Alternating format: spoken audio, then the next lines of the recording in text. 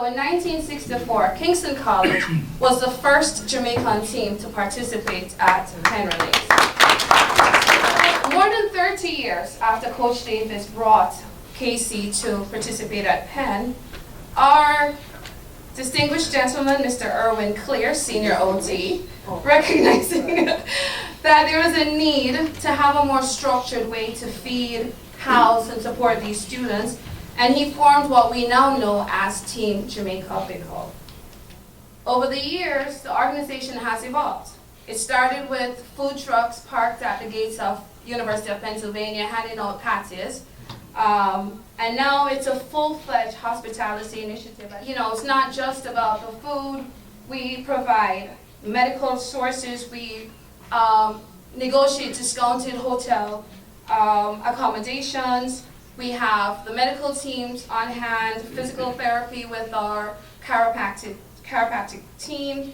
We do ground transportation, transporting them from the airport to the hotel, from the hotel back and forth to the field. So it's a whole enormous undertaking, as you can imagine.